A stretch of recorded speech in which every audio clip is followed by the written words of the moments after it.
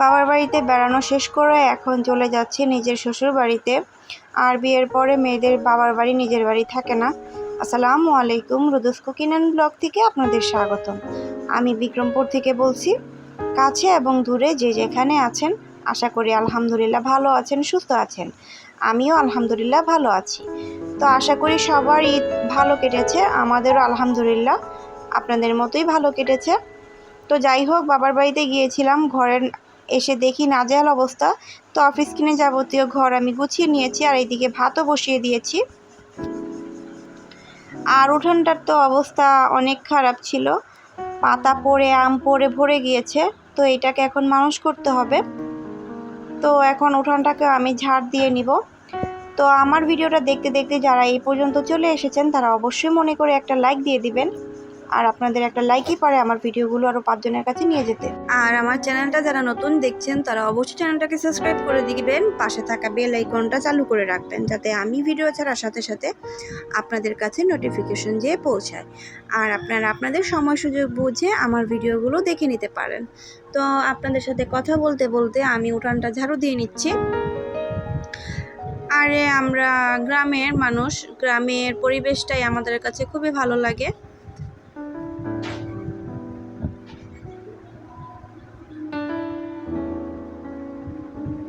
তো এই তো আপনাদের সাথে কথা বলতে বলতে আমি পুরো উঠোনটা ঝাড়ু দিয়ে নিয়েছি।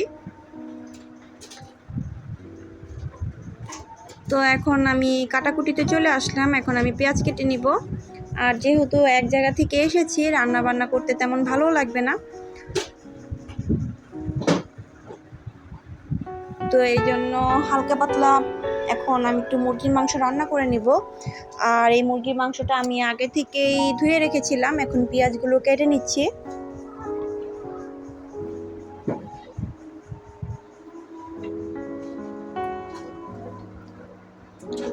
আর আমি আপনাদের সাথে আরেকটা কথা বলি, আমার ভিডিও কেউ টেনে টেনে দেখবেন না। আমি সবার ভিডিও মোটামুটি না টেনেই দেখি, আর যেদিন দেখতে পারি না সেদিন দেখিই না।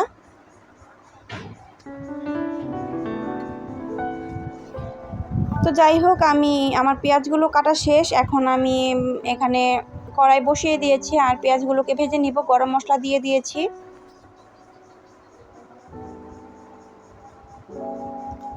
আর এই গরমে বেশি ঝাল দিয়ে তরকারি রান্না করব না, অল্প মশলা একদম পাতলা করে ঝোল করে মুরগির মাংসটা রান্না করব।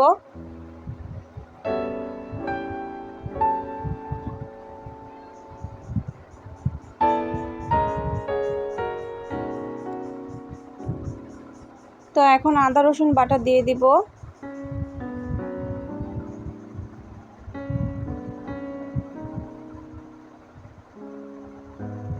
এখানে ধনিয়া গুঁড়া জিরা গুঁড়া দিয়ে দিব।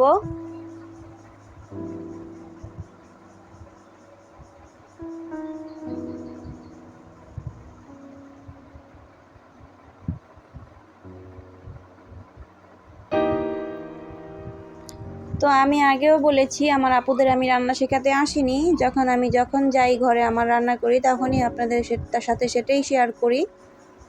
তো এখন মুরগির মাংসটা ভালো করে আমি এখানে রান্না করে নিব আর মশলাটা কষিয়ে নিচ্ছি। একদম অল্প মশলায় আমি রান্না করব তরকারিটা, কারণ অনেক গরম পড়েছে। বেশি মশলাযুক্ত খাবার খেলে শরীরে এফেক্ট করতে পারে। তো একটু ঝোল ঝোল করে রান্না করব মুরগির মাংসটাকে।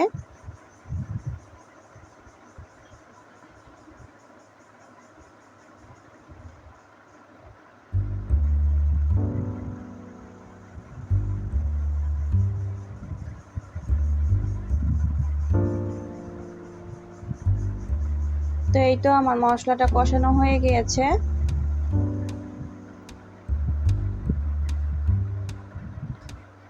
এখন আমি ধুয়ে রাখা মুরগির মাংসগুলোকে দিয়ে দিব।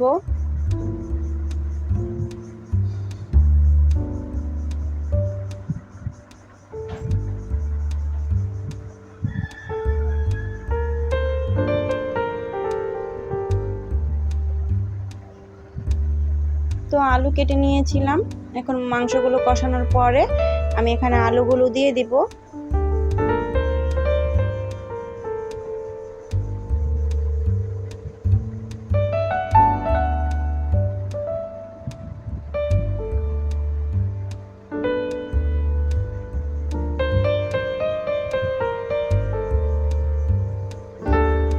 এদিকে তরকারিটা বসিয়ে পানি দিয়ে দিয়েছিলাম কষানোর পরে। এখন আমি ঘরটা মুছে নিব। তারপরে এইদিকে আমার তরকারিটা রান্না করা হয়ে গেছে। সামান্য একটু শাক বাটা দিয়ে আমি তরকারিটা নামিয়ে নিব।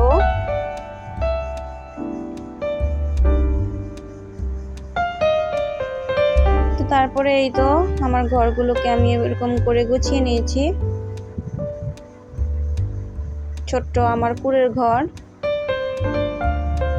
তো আজকের ভিডিওটা এই পর্যন্তই। আমি ভিডিও শেষ প্রান্তে চলে এসেছি। সবাই সুস্বাস্থ্য কামনা করে আমি ভিডিওটা এখানে শেষ করছি। সবাই ভালো থাকবেন। আল্লাহ হাফেজ।